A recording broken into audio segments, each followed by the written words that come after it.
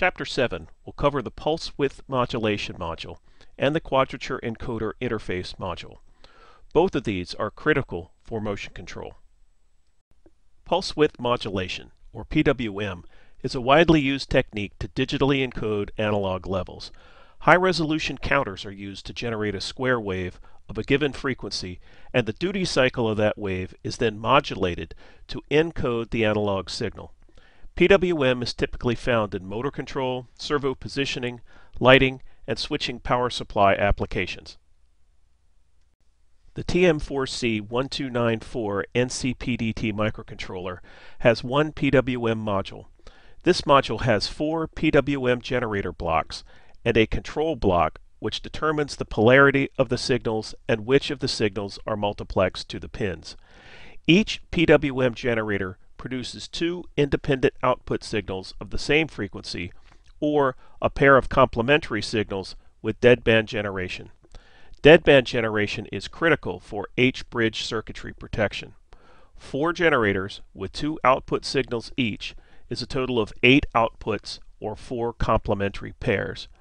Each PWM generator also has 4 hardware fault inputs for low latency shutdown and protection of the motor that's under control. Each generator's timing is based on a single 16-bit counter.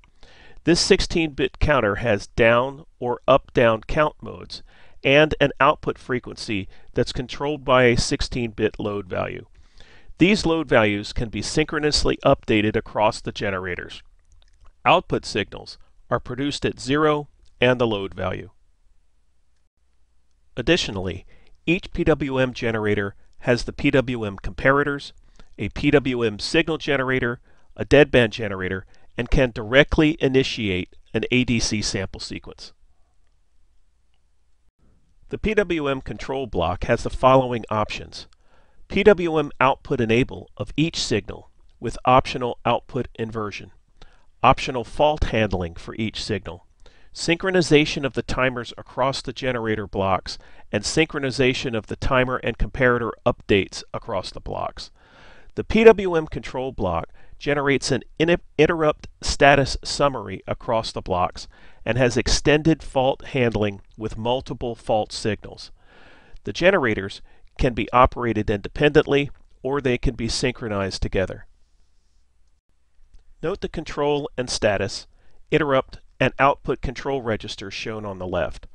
All 4 PWM generators go through the output control block before reaching the pins.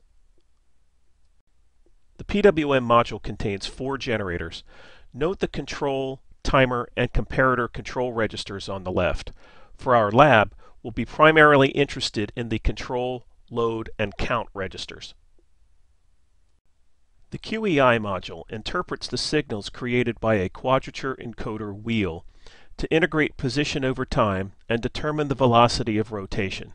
It also creates a running estimate of the encoder wheel's velocity. The microcontroller has a single QEI module with a position integrator that tracks the encoder position and has programmable noise filters on its inputs. Velocity capture is accomplished using a built-in timer in the module. Position, velocity, and timer registers are all 32 bits.